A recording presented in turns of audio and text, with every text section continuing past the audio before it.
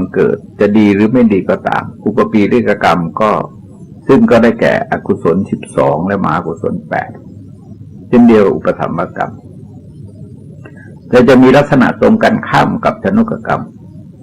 เช่นเมื่อชนกกรรมที่เป็นอกุศลส่งให้บังเกิดในกำเนิดที่ต่ำต้อยอุปปีรตกรรมที่เป็นกุศลก็จะเข้ามาเบียนทำให้ชนกกรรมให้ผลได้ไม่นานจึงเกิดมาแล้วได้รับการอุปถัมภ์สนับสนุนจากผู้ที่มีฐานะดีเป็นต้นหรือบางคนเกิดขึ้นด้วยผลของกุศลกรรมนำให้บังเกิดในที่ดีอุปปีรตกรรมซึ่งเป็นอกุศลก็จะเข้าไปเบียนให้กุศลเหล่านั้นมีโอกาสให้ผลได้น้อยลงทำให้บุคคลประสบความทุกข์ในเวลาที่เร็วขึ้นก็4อุปฆาตกรรมแปลว่ากรรมตัดรอนเป็นกรรมที่ทำหน้าที่ตัดรอนผลแห่งชนกกรรมและอุปธรรมกรรมให้ขาดเสียทีเดียวแล้วฆ่าไปผลแทนที่ซึ่งก็ได้แก่อกุศลกรรม12และกุศลกรรม21หมายความว่าอุปฆาตกรรมนี้จะเป็นกรรมตรงกันข้ามกับชนกกรรมและอุปธรรมกรรมหากว่าชนกกรรมและอุปธรรมกรรมเป็นกรรมดีอุปฆาตกรรมก็จะเป็นกรรมชั่วซึ่งบุคคลเหล่านั้นทำไว้ในอดีตจะเข้ามาตัดรอนแล้วให้ผลเสียเองเช่นบุคคลบางคนเกิดมาในสกุลที่ขัดสนยากไร้อนาถาอุปฆาตกรรมที่เป็นกุศลซึ่งเขาทำไว้เข้ามาบันดาลให้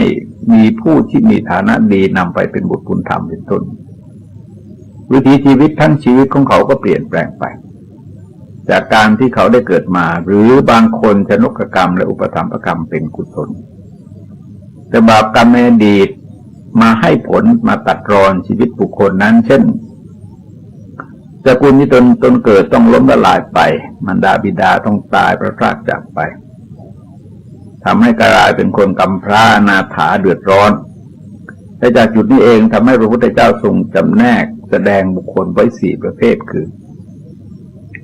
1มืดมาแล้วก็มืดไปได้แก่ชนกกรรมที่ทำให้เกิดเป็นบาปอุปถัมภกกรรมก็เป็นบาปถ้ามาส่งเสริมสนับสนุนทำให้บุคคลเหล่านั้นตกต่ำอยู่ตลอดชีวิต2มืดมาแล้วสว่างไปได้แก่คนที่เกิดมาด้วยผลของอกุศลกรรมและบุญกุศลในอดีตก็มาให้ผลสร้างจิตสำนึกที่ดีงามให้บังเกิดขึ้นมีการเปลี่ยนแปลงชีวิตของตนโดยอาศัยพัฒนาความรู้ความคิดความสามารถและคุณธรรมขึ้นหรืออาจจะรับส่งเสริมสนับสนุนจากบุคคลอื่นให้มีความเจริญก้าวหน้ากว่าสกุลของตนจนถึงเป็นอภิชาตบุตรของสกุล3สว่างมาแล้วก็มืดไปได้แก่บุคคลประเภทที่ชนกกรรมเป็นกุศลนำให้บังเกิดในสกุลที่ดีมีฐานะทางครอบครัวทางสังคมทางเศรษฐกิจดี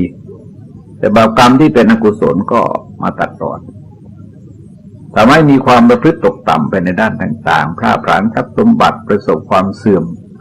ลงไปโดยลำดับจนกลายเป็นรูปประเภทที่ผลาญสกุลคืออวชาตบุตร4สว่างมาแล้วสว่างไปแต่แก่บุคคลที่ชนกกรรมเป็นกุศลนำให้บังเกิดในสกุลที่ดีมีฐานะทางครอบครัวทางเศรษฐกิจทางสังคม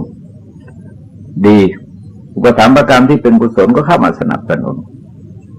ให้ผลของความดีนั้นดำรงอยู่อย่างต่อเนื่องยาวนาน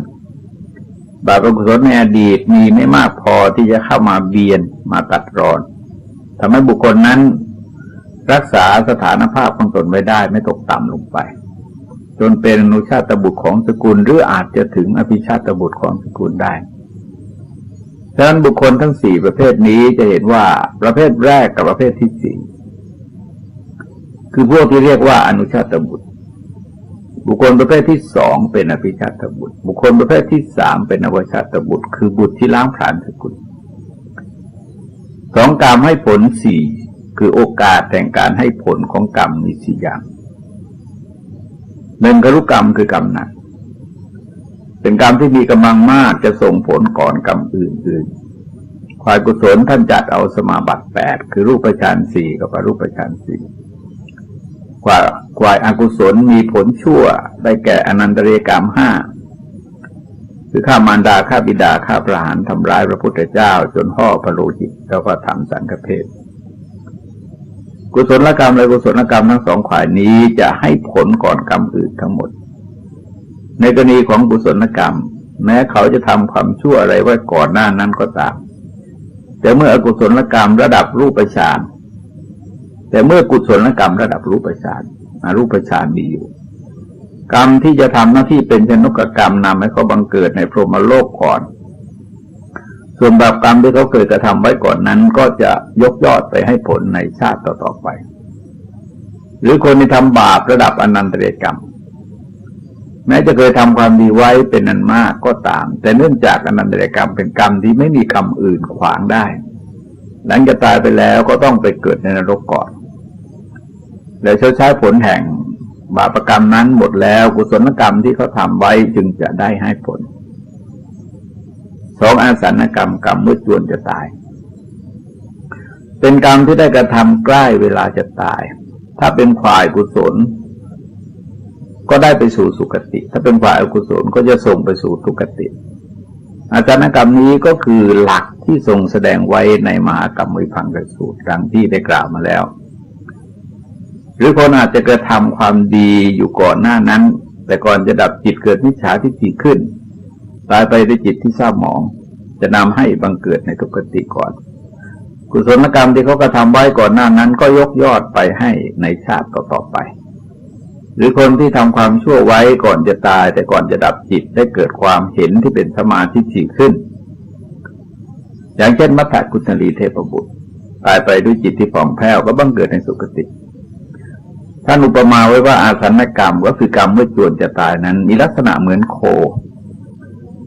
แม้จะทุพพลภาพจะอยู่ใกล้ประตูคอกเมื่อเจ้าของโคเปิดประตูคอกโคตัวนั้นก็จะออกได้ก่อนตัวอื่นคนนี้ท่านอธิบายว่าอารมณ์ของคนหรือสัตว์ที่ใกล้จะตายเนี่ยมีอยู่สามอย่าง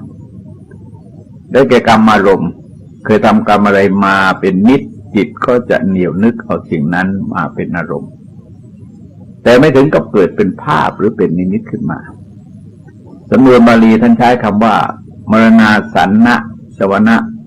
คือกระแสจิตที่ลั่นไปสู่ความตายสองกรรมนิมิตอารมณ์การปรากฏเห็นภาพนิมิตเครื่องมือหรือวัตถุ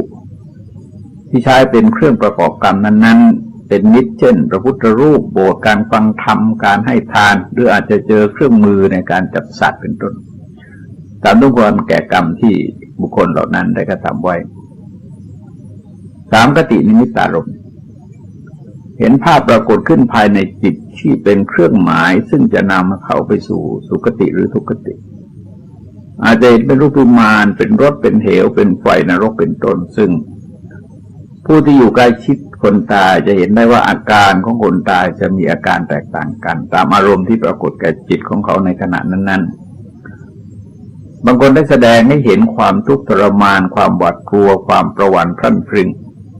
ให้ปรากฏก่อนจะดับจิตบางคนจะตายไปด้วยใบหน้ายิ้มแย้มแจ่มใสเป็นต้นทั้งสามอารมณ์นี้ท่านเกิดทางมโนทวารทางเดียวเพราะฉะนั้นจึงเกิดเฉพาะแก่บุคคลเท่านั้นบุคคลอื่นจะไม่เห็นนิมิตที่ปรากฏทางใจของเขาเช่นธรรมิกาอุบาสกก่อนจะดับจิตฟังพระสวดมหาสติปัฏฐานสูตรอยู่นิมิตอารมณ์ของท่านปรากฏเป็นรถที่เทวดานำมาชักชวนท่านเพื่อไปบังเกิดในสวรรค์เป็นต้นอาจินกรรมหรือภาวลกรรมกรรมที่ทำอยู่สม่ำเสมอต่อเนื่องคือทำจนชินสะสมกันมากๆเกิดเป็นอาเสวนปัจจัยคือต้องเสพบ่อยๆกระทำบ่อยๆจนติดเป็นนิสัยมีทั้งฝ่ายที่เป็นกุศลและฝ่ายที่เป็นอกุศลตามที่เคยสั่งสมไว้ในชาติที่สองจนกระทั่งคารุกรรมหรืออาสันกรรมมาให้ผลเสียก่อนอาจินกรรมก็จะส่งผลในชาติต่อๆไปตามลำดับของอาจินกรรมนั้นเช่นในชีวิตของบุคคลใดกระทำกรรมเป็นงานอาชีพอย่างใดอย่างหนึ่งจะดีหรือไม่ดีก็ตามเจตนาในการกระทำนั้นเขาไม่ค่อยรุนแรงเป็นอาชีพตามปกติของเขาจะมีการสะสมไว้ทำให้บุญหรือบาปมีกำลังมากพอ ถ้าว่าครุกรรมและอาสันกรรมไม่มีกรรมเหล่านี้ก็จะให้ผลด้วยการนำเขาไปเกิดในกำเนิดต่างๆตามสมควรแก่กรรมที่เขาได้กระทำเอาไว้สีกตัตตากรรมกรรมสักแต่ว่าทำเป็นกรรมเล็กๆน้อยๆที่มีกำลังอ่อนมีอยู่สองลักษณะคือกรรมที่ทำในภพนี้แต่ไม่ครบองค์แห่งกรรมบุตรเช่นเจตนาจะฆ่าสัตว์นั้นมีชีวิตตนรู้ว่าสัตว์นั้นมีชีวิตตั้งจิตคิดจะฆ่าทำความพยายามที่จะฆ่าแต่ก็ทำเพียงให้บาดเจ็บเล็กน้อยเพราะฉะนั้นเจตนาฆ่าจึงไม่สมบูรณ์พฤติกรรมที่ทำมาแล้วในภพก่อนๆจะเรียกว่าอัปราประเวทนียกรรมซึ่งตามมาทันได้มาให้ผลเป็นยนกกรรมในขณะนั้นอาจจะเกิดในกำเนิดต่างๆด้วยกรรมเหล่านี้ชีวิตทุกชีวิตในโลกนี้จะต้องมีกตัตตากรรมนี้อยู่ด้วยกันทุกคนจะมากหรือน้อยเท่านั้นเองไม่มีใครทราบว่าจะประสบผลกรรมเหล่านี้ที่ไหนเมื่อไรอย่างไรสามกรรมให้ผลโดยการสี่คือกำหนดเวลาในการให้ผลของกรรมสี่อย่างคือหนึ่งที่จะทำอเวทนียกรรมเป็นกรรมที่สนองผลในชาติปัจจุบันหรือในการต่อไปได้แก่กรรมที่สำเร็จด้วยกุศลมีสองในได้แก่ปริปักกะทิฏฐธรรมเวทนียกรรมกรรมที่จะให้ผลภายใน7 วันโดยการประกอบกรรมนั้นถึงพร้อมด้วยสัมปทาคุณทั้ง4ประการคือหนึ่งเจตนาสัมปทามีเจตนาที่ประกอบด้วยกุศลแรงกล้ารักษาเจตนาของตนไว้ทั้ง3ประการคือก่อนจะทำขณะทำแล้วก็หลังจากได้ทำไปแล้วสองปัจจัยสัมปทาปัจจัยที่นำมาบริจาคให้ทานนั้นจะหยาบหรือประณีตก็ตามแต่เป็นสิ่งที่ตนได้มาด้วยวิธีถูกต้องตามทำนองครองธรรมไม่ผิดกฎหมายไม่ผิดศีลธรรมสามวัตถุสัมปทาผู้รับทานเป็นพระอรหันต์หรือพระอนาคามีสี่กุณาธิเรกสัมปทาพระอรหันต์หรือพระอนาคามีรูปนั้นออกจากนิโรธสมาบัติใหม่ๆแล้วบุคคลนั้นก็ได้ถวายทานแก่ท่านเป็นคนแรกซึ่งใครที่ให้ทานประกอบด้วยคุณสมบัติ4ประการนี้ก็จะได้ผลภายในวันนั้นทีเดียวอัปราปักกะทิฏฐธรรมเวทนียกรรมจะให้ผลหลังจากผ่าน7 วันไปแล้วซึ่งหมายความว่าสัมปทาคุณทั้ง4ประการนี้ข้อใดข้อหนึ่งอาจจะหย่อนไป2อุปปัชชะเวทนียกรรมกรรมที่สนองผลในชาติที่2คือภายหลังจากตายไปแล้วต่อจากชาติในปัจจุบันในแง่ของขณะจิตท่านแสดงว่าเป็นกรรมที่สำเร็จด้วยอำนาจแห่งเจตนาในชวนกรรมดวงที่7สามปราประเวทนียกรรมเป็นกรรมที่สนองผลในชาติที่3คือนับจากชาตินี้เป็นชาติที่3ตลอดถึงชาติต่อๆไปมีลักษณะเหมือนสุนัขไล่เนื้อที่มีกำลังไม่มากแต่ไล่ไม่หยุดเมื่อไล่ทันเนื้อที่ไหนก็จะให้ผลที่นั่นท่านบอกว่าเป็นกรรมที่สำเร็จด้วยอำนาจแห่งเจตนาในชวนา กรรมที่2ถึงดวงที่7โดยจะคอยจ้องหาโอกาสอันควรอยู่ที่จะให้ผลแก่บุคคลนั้นเป็นผลของกุศลกรรมและกุศลกรรมที่เกิดขึ้นแก่พระพุทธเจ้าเป็นต้นดังที่กล่าวไว้แล้วสี่อโหสิกรรมเป็นกรรมที่ไม่สนองผลต่อไปก็กรรมนั้นได้ให้ผลแล้วหรือไม่มีผู้จะรับผลจึงเป็นเหตุให้สนองผลไม่ได้คุณเห็นกรรมบางอย่างที่ติดตามพระอรหันต์มาแต่พอดีท่านนิพพานเสียก่อนกรรมนั้นจึงไม่มีผู้ที่จะรับผลก็กลายเป็นโอสิกรรมไปเช่นอกุศลกรรมที่พระองคุลิมานเถระประกอบก่อนในขณะที่เป็นมหาโจรองคุลิมานแต่เนื่องจากท่านนิพพานในขณะที่อายุไม่มากนะกรรมที่ท่านทำในสมัยที่เป็นมหาโจรองคุลิมานจึงไม่มีผู้จะรับสนองกรรมก็กลายเป็นอโหสิกรรมไป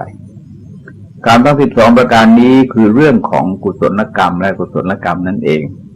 เพียงแต่พูดถึงหน้าที่การที่จะให้ผลความหนักเบาของกรรมในการที่จะให้ผลแก่ผู้กระทำกรรมเหล่านั้นแม้จะปรากฏอยู่ในอภิธรรมมัตตสังคหปริเฉดที่5ซึ่งเป็นคัมภีร์รุ่นหลังก็จริงแต่ท่านก็รวบรวมมาจากพระไตรปิฎกแล้วก็มาจัดหมวดหมู่เพื่อให้สะดวกแก่การทำความเข้าใจในกระบวนการของกรรมเท่านั้น มีนักปราชญ์หลายท่านกล่าวว่านรกสวรรค์ที่ว่ามีอยู่ในชาติหน้านั้นไม่จริงแต่นรกสวรรค์มีได้ทางอายตนะอย่างที่พูดกันว่าสวรรค์ในอกนรกในใจเท่านั้นประธานในคัมภีร์พระพุทธศาสนาบอกไว้อย่างไรในเรื่องเหล่านี้ปัญหาเรื่องของปรโลกหรือโลกหน้าหรือโลกอื่นนอกจากโลกของเราใบนี้ที่มีสิ่งมีชีวิตอาศัยอยู่ในรูปลักษณะต่างๆตามสมควรแก่ภพภูมิเหล่านั้นการจะยังรู้เรื่องเหล่านี้ได้ก็ต้องอาศัยที่ประจักษุคือมีสมรรถภาพสูงกว่าเหนือกว่าจักษุสามัญชนทั้งปวงและมองเห็นสิ่งเหล่านั้นตามความเป็นจริงได้ประการวินิจฉัยตัดสินเรื่องเหล่านี้บุคคลจะต้องยึดหลักตามที่กล่าวไว้แล้วในตอนต้นที่ว่าพระพุทธเจ้าและพระอรหันต์ทั้งหลายนั้นเปรียบเหมือนคนที่ขึ้นไปยืนบนที่สูงมองเห็นทิวทัศน์ที่ใดที่หนึ่งจากที่สูงซึ่งท่านยืนอยู่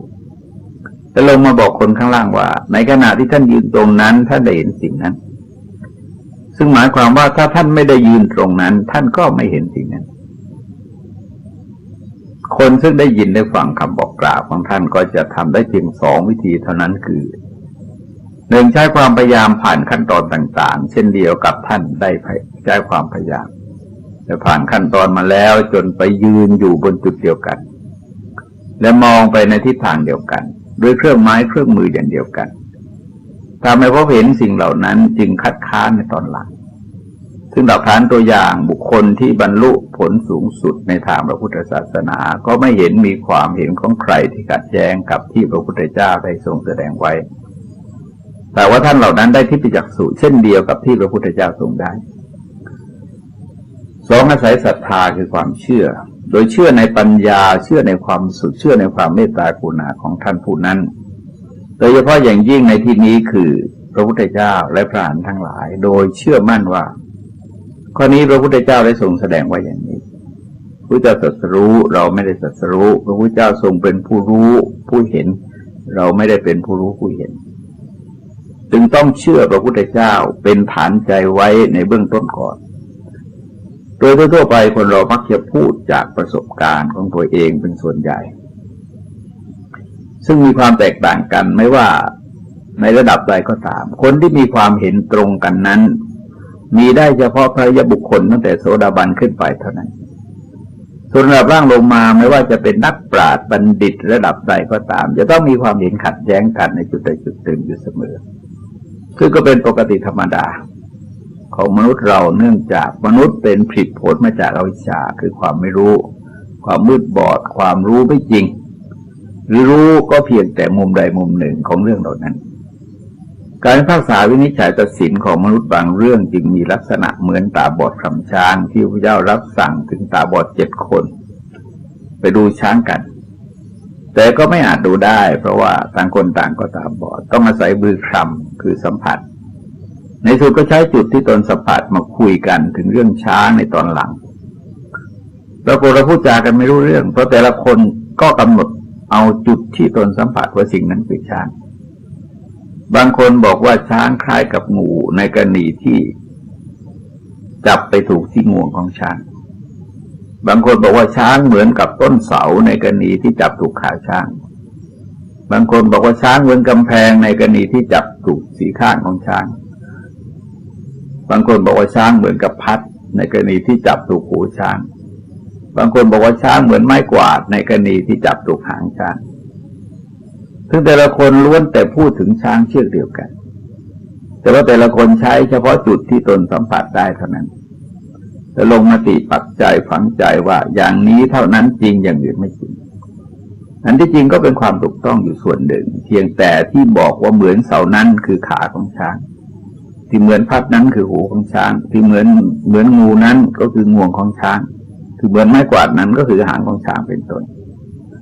ปัญหาเรื่องจะต้องใช้เครื่องไม้เครื่องมือระดับที่ประจักษ์สุนั้นความรู้แจ้งเห็นจริงตามความเป็นจริงจะต้องเป็นความรู้แจ้งเห็นจริงด้วยที่ประจักษ์สุอย่าให้เครื่องไม้เครื่องมืออย่างอื่นไปพิสูจน์ไม่ได้ทำนองเดียวกับการพิสูจน์สอบรสชาติของอาหารเราจะรู้ได้โดยการทองแท้นั้นต้องใช้ลิ้นเพียงอย่างเดียว จะใช้เครื่องไม้เครื่องมืออย่างอื่นจะทำให้รู้แจ้งเห็นจริงไม่ได้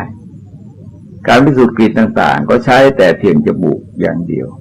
จึงจะรู้กลิ่นเหล่านั้นได้อย่างถูกต้องจะใช้ตาใช้หูใช้ปากเป็นต้นเนี่ยไม่อาจพิสูจน์ทดสอบได้แม้ในบางครั้งจะบอกได้บ้างก็เป็นการบอกจากประสบการณ์ในอดีตของตนคืออาศัยความจำความเคยชินที่ตัวเองมีการรู้เห็นเรื่องนรกสวรรค์ที่ถูกต้องชัดเจนตามความเป็นจริงก็ต้องอาศัยความรู้ระดับญาณที่ท่านเรียกว่าเป็นทิพยจักษุหรือตาทิพย์ดังกล่าวดังนั้นถ้าจะมองในบาลีชั้นพุทธภาษิตซึ่งพระพุทธเจ้าได้ทรงแสดงไว้ในมหาสีนาฏสูตร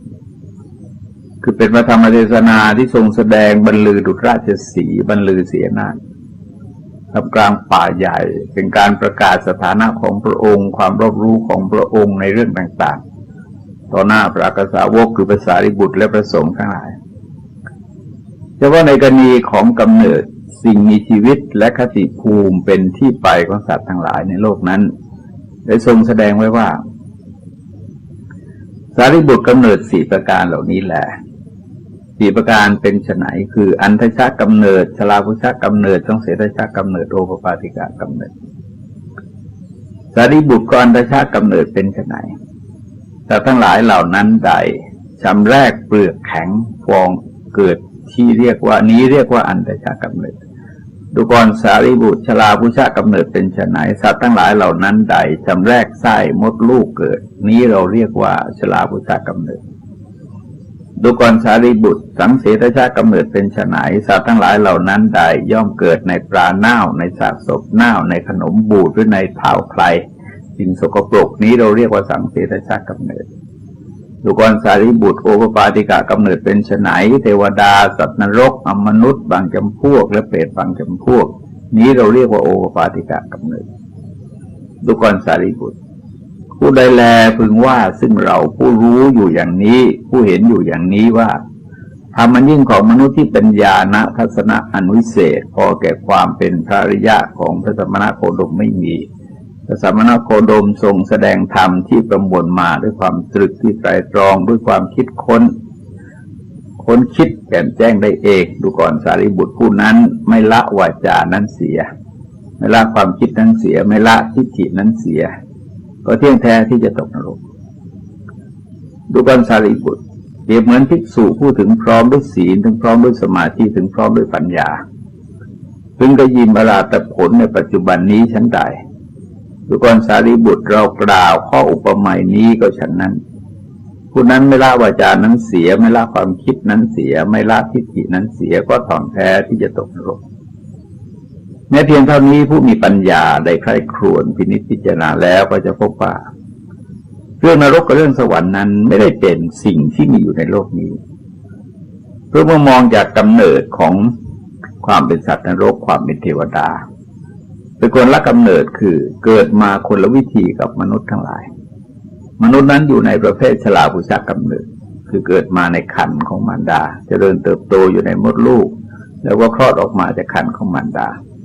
แต่ว่านรกสวรรค์ซึ่งเป็นที่เกิดเป็นที่อยู่ที่เสวยสุขทุกข์ของสัตว์นรกเทวดาเป็นต้นนั้นอยู่ในกำเนิดอีกอย่างหนึ่งที่เรียกว่าโอปปาติกะกำเนิดคือเกิดโดยผุดขึ้นโตเป็นวินยูชนได้ในขณะนั้นอย่างมัทธกุณฑลีเทพบุตรซึ่งกล่าวไว้ในตอนต้นเมื่อดับจิตก็กลายเป็นเทพบุตรอยู่ที่สวงสวรรค์สามารถทึกชาติได้เห็นบิดามารดากำลังเศร้าโศกอยู่ด้วยทิพยจักษุก็ลงมาแก้ปัญหาให้บิดาของตนลักษณะการเกิดของเทพบุตรเทพธิดานั้น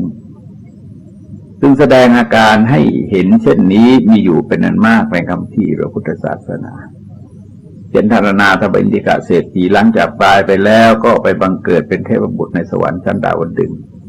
ระลึกถึงพระพุทธเจ้าก็รีบมาเฝ้ากราบทูลถึงสถานะของท่านกล่าวยกย่องสรรเสริญคุณของพระรัตนตรัยและกล่าวธรรมะที่ท่านมีความซาบซึ้งตรึงตรา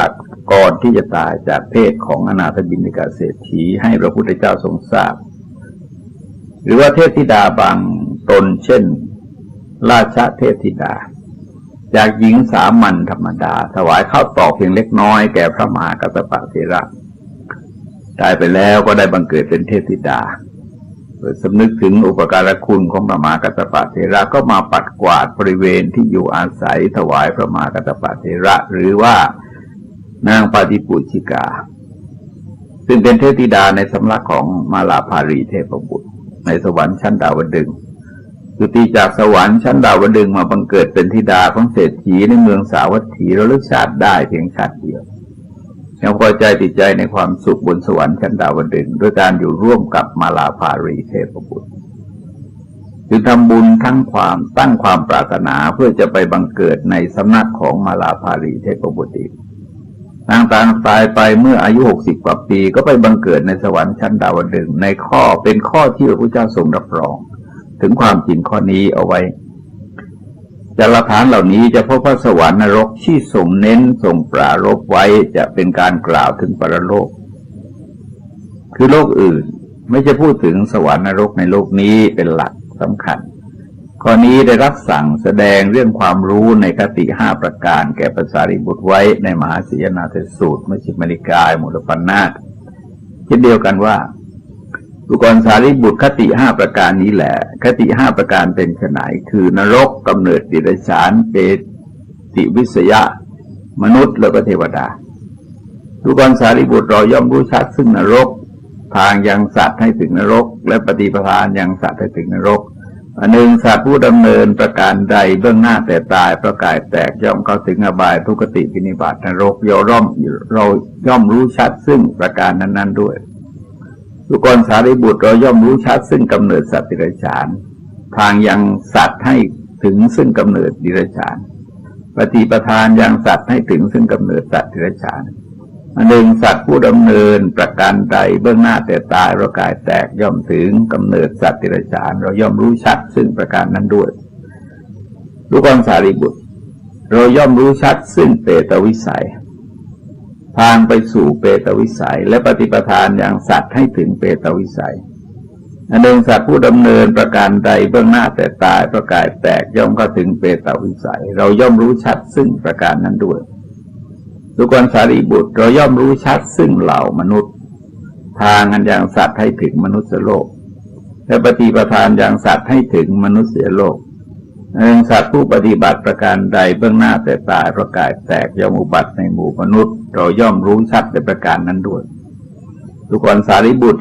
ย่อมรู้ชัดซึ่งเทวดาทั้งหลายทางอันยังสัตว์ให้ถึงเทวดาและปฏิปทาอันจะยังสัตว์ให้ถึงเทวโลกอันหนึ่งสัตว์ผู้ปฏิบัติประการใดเบื้องหน้าแต่ตายประกายแตกย่อมไปถึงสุคติโลกสวรรค์เราย่อมรู้ชัดซึ่งประการนั้นด้วยบุคคลสารีบุตรเราย่อมรู้ชัดซึ่งพระนิพพานทางอันจะยังสัตว์ให้ถึงพระนิพพานและปฏิปทานยังสัตว์ให้ถึงซึ่งพระนิพพานอันหนึ่งสัตว์ผู้ปฏิบัติประการใดย่อมกระทำให้แจ้งซึ่งเจโตวิมุตติปัญญาวิมุตติตัณหาอาสวะมิได้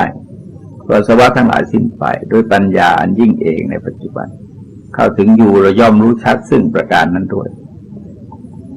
จากพระพุทธธรรมข้อนี้เป็นการชี้ให้เห็นว่าด้วยผลแห่งพระสัพพัญญุตญาณการตรัสรู้ดีตรัสรู้ชอบของพระพุทธเจ้าเป็นเหตุให้พระองค์ทรงเป็นสัพพัญญูคือรู้ทุกสิ่งทุกอย่างตามความเป็นจริงอย่างไรก็ทรงนำมาเปิดเผยชี้แจงแสดงแก่โลกตามความเป็นจริงเหล่านั้น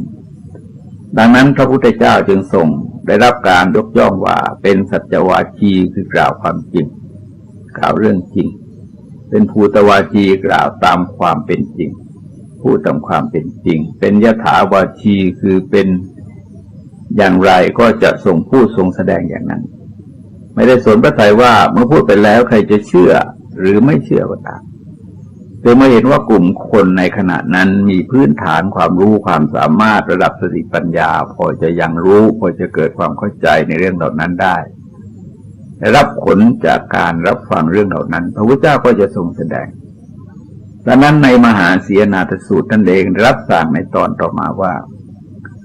ดูก่อนสารีบุตรเราย่อมกำหนดรู้ใจบุคคลบางคนในโลกนี้ด้วยใจอย่างนี้ว่าบุคคลนี้ปฏิบัติอย่างนั้นดำเนินอย่างนั้นจะขึ้นสู่หนทางนั้นเบื้องหน้าแต่ตายเพราะกายแตกจะเข้าถึงอบายทุกติวินิบาตนรกโดยสมัยต่อมาเราย่อมเห็นบุคคลนั้นเบื้องหน้าแต่ตายเพราะกายแตกเข้าถึงแล้วซึ่งอบายทุกติวินิบาตนรก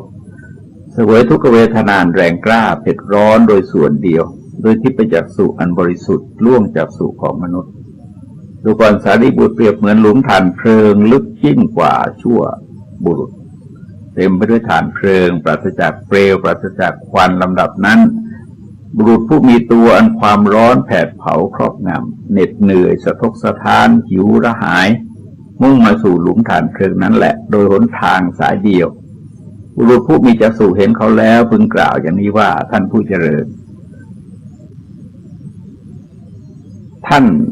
ผู้เจริญปฏิบัติอย่างนั้นดำเนินอย่างนั้นขึ้นสู่หนทางนั้นจักถึงหลุมฐานเพลิงนี้ทีเดียวในสมัยต่อมาบุรุษผู้มีจักษุนั้นพึงเห็นเขาตกลงในหลุมฐานเพลิงนั้นเสวยทุกขเวทนานแรงกล้าเผ็ดร้อนโดยส่วนเดียวแม้ฉันใดดูก่อนสารีบุตรเราย่อมกำหนดรู้ใจบุคคลบางคนในโลกนี้ด้วยใจฉันนั้นเหมือนกันแต่ว่าบุคคลนี้ปฏิบัติอย่างนั้นดำเนินอย่างนั้นและขึ้นสู่หนทางนั้นเพื่อหน้าแต่ตายเพราะกายแตกจะเข้าถึงอบายทุกขติวินิบาตนรกโดยสมัยต่อมาเราได้เห็นบุคคลนั้นเบื้องหน้าแต่ตายเพราะกายแตกก็ถึงแล้วซึ่งอบายทุกขติวินิบาตนรกเสวยทุกขเวทนานแรงกล้าเผ็ดร้อนโดยส่วนเดียวโดยที่จากสุอันบริสุทธิ์ล่วงจากสุของสามัญมนุษย์ดูก่อนสารีบุตรเราย่อมกำหนดบุคคลบางคนในโลกนี้ด้วยใจว่าบุคคลนี้ปฏิบัติอย่างนั้นดำเนินอย่างนั้นและขึ้นสู่หนทางนั้นจะเข้าถึงกำเนิดสัตว์ดิเรกชันเบื้องหน้าแต่ตายเพราะกายแตกโดยสมัยต่อมาเราเห็นบุคคลนั้นเบื้องหน้าแต่ตายเพราะกายแตกเข้าถึงแล้วซึ่งกำเนิดสัตว์ดิเรกชันเสวยทุกขเวทนานแรงกล้าเผ็ดร้อนด้วยทิพย์จักษุอันบริสุทธิ์ร่วงจากสุสามัญมนุษย์ดูก่อนสารีบุตรเปรียบเหมือนหลุมคูดลึกยิ่งกว่าชั่วบุรุษเต็มไปด้วยคูดลำดับนั้นบุรุษผู้มีตัวอันความร้อนแผดเผาครอบงำเหน็ดเหนื่อยหิวระหายมุ่งมาสู่หลุมคูดนั้นแหละโดยมคาสายนั้นบุรุษผู้มีจักษุเห็นเขาแล้วพึงกล่าวอย่างนี้ว่าบุรุษผู้เจริญนี้ปฏิบัติอย่างนั้นดำเนินอย่างนั้นและขึ้นสู่หนทางนั้นจักมาถึงหลุมคูดนี้ทีเดียวโดยสมัยต่อมาบุรุษผู้มีจักษุนั้นพึงเห็นเขาตกลงไปในหลุมคูดนั้นเสวยทุกขเวทนาแรงกล้าเผ็ดร้อนแม้ฉันใดดูก่อนสารีบุตรเราย่อมกำหนดบุคคลบางคนในโลกนี้ด้วยใจฉันนั้นเหมือนกันแต่ว่าบุคคลนี้ปฏิบัติอย่างนั้นดำเนินอย่างนั้นและขึ้นสู่หนทางนั้นเพื่อหน้าแต่ตายเพราะกายแตกจะเข้าถึงกำเนิดสัตว์ดิเรกชันโดยสมัยต่อมาเราย่อมเห็นบุคคลนั้นเบื้องหน้าแต่ตายเพราะกายแตกเข้าถึงแล้วซึ่งกำเนิดดิเรกชันเสวยทุกขเวทนาแรงกล้าเผ็ดร้อนโดยทิพย์จักษุอันบริสุทธิ์ล่วงจากสุของสามัญมนุษย์ดูก่อนสารีบุตรเราย่อมกำหนดรู้ใจบุคคลบางคนในโลกนี้โดยใจอย่างนี้ว่าบุคคลนี้ปฏิบัติอย่างนี้ดำเนินอย่างนี้และขึ้นสู่หนทางนั้นเบื้องหน้าแต่ตายเพราะกายแตกจะเข้าถึงเปตวิสัยโดยสมัยต่อมาเราย่อมเห็นบุคคลนั้นเบื้องหน้าแต่ตายเพราะกายแตกเข้าถึงแล้วซึ่งเปตวิสัยเสวยทุกขเวทนาเป็นอันมากด้วยที่ประจักษ์สุอันบริสุทธิ์ล่วงจากสุของสามัญมนุษย์ดูก่อนสารีบุตรเปรียบเหมือนต้นไม้อันเกิดในพื้นที่อันไม่เสมอมีใบอ่อนและใบแก่เบาบางมีเงาอันโปร่งลำดับนั้นบุรุษผู้มีตัวอันความร้อนแผดเผาครอบงำเหน็ดเหนื่อยสะทกสะท้านหิวระหายมุ่งมาสู่ต้นไม้นั้นแหละโดยมคาสายเดียวบุรุษผู้มีจักษุเห็นเขาแล้วพึงกล่าวอย่างนี้ว่าบุรุษผู้เจริญนี้ปฏิบัติอย่างนั้นดำเนินอย่างนั้นและขึ้นสู่หนทางนั้นจักมาถึงต้นไม้นี้ทีเดียวโดยสมัยต่อมาบุรุษผู้มีจักษุนั้นพึงเห็นเขานั่งหรือนอนในเงาต้นไม้นั้นเสวยทุกขเวทนาเป็นอันมากแม้ฉันใดดูก่อนสารีบุตรเราย่อมกำหนดรู้ใจของบุคคลบางคนในโลกนี้ด้วยใจฉันนั้นเหมือนกันนั่นแหละว่าบุคคลนี้ปฏิบัติอย่างนั้นดำเนินอย่างนั้นและขึ้นสู่หนทางนั้นเมื่อหน้าแต่ตายเพราะกายแตกจะเข้าถึงเปตวิสัยโดยสมัยต่อมาเราย่อมเห็นบุคคลนั้นอันมากแม้ฉันใดดูก่อนสารีบุตรเราย่อมกำหนดรู้ใจว่าเบื้องหน้าแต่ตายเพราะกายแตกถึงแล้วซึ่งเปตวิสัยเสวยทุกขเวทนาเป็นอันมากโดยที่จักษุอันบริสุทธิ์ร่วงจากสุของสามัญมนุษย์ดูก่อนสารีบุตรเราย่อมกำหนดรู้ใจบุคคลบางคนในโลกนี้ด้วยใจว่า บุคคลนี้ปฏิบัติอย่างนั้นดำเนินอย่างนั้นและขึ้นสู่หนทางนั้นเบื้องหน้าแต่ตายเพราะกายแตกจากอุบัติในหมู่มนุษย์ในสมัยต่อมาเราย่อมเห็นบุคคลนั้นเบื้องหน้าแต่ตายเพราะกายแตกอุบัติแล้วในหมู่มนุษย์เสวยสุขเวทนาเป็นอันมากด้วยทิพย์จักษุอันบริสุทธิ์ล่วงจากสุขของสามัญมนุษย์ดูก่อนสารีบุตรเปรียบเหมือนต้นไม้เกิดในพื้นที่อันเสมอมีใบอ่อนและใบแก่อันหนาทึบมีร่มเงาลำดับนั้นบุรุษผู้มีตัวอันความร้อนแผดเผาครอบงำเหน็ดเหนื่อยสะทกสะท้านหิวระหายมุ่งมาสู่ต้นไม้นั่นแหละโดยมรรคาสายนั้นบุรุษผู้มีจักษุเห็นเขาแล้วพึงกล่าวอย่างนี้ว่าบุรุษนี้ปฏิบัติอย่างนั้นดำเนินอย่างนั้นและขึ้นสู่หนทางนั้นจักมาถึงต้นไม้นี้ทีเดียวโดยสมัยต่อมาบุรุษผู้มีจักษุนั้นพึงเห็นเขานั่งหรือนอนในเงาต้นไม้นั้นเสวยสุขเวทนาเป็นอันมากแม้ฉันใดดูก่อนสารีบุตรเราย่อมกำหนดรู้ใจบุคคลบางคนในโลกนี้ด้วยใจฉันนั้นเหมือนกันแหละอย่างนี้แลว่าบุคคลผู้ปฏิบัติอย่างนั้นดำเนินอย่างนั้นได้ขึ้นสู่หนทางนั้นโดยหน้าแต่ตายเพราะกายแตกจากอุบัติในหมู่มนุษย์โดยสมัยต่อมาเราย่อมเห็นบุคคลนั้นโดยหน้าแต่ตายเพราะกายแตกอุบัติแล้วในหมู่มนุษย์และเสวยสุขเวทนาเป็นอันมากโดยทิพย์จักษุอันบริสุทธิ์ล่วงจากสุขของสามัญมนุษย์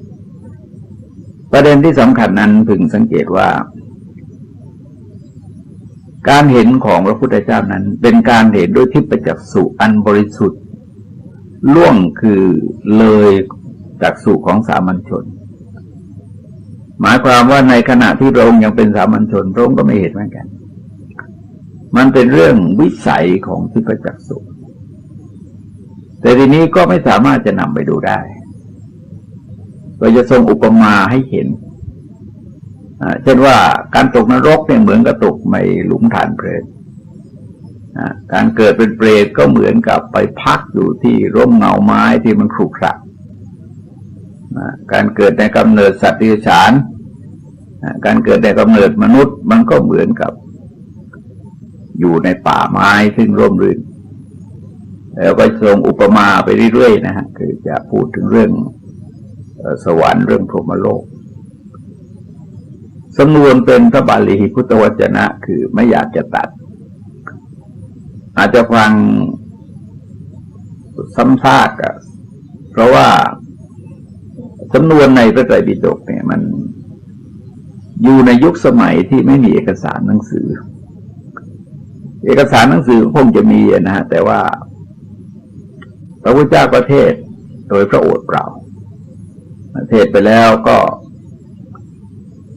เพื่อตอกย้ำมันเรื่องบางเรื่องเนี่ยมันก็ต้องซ้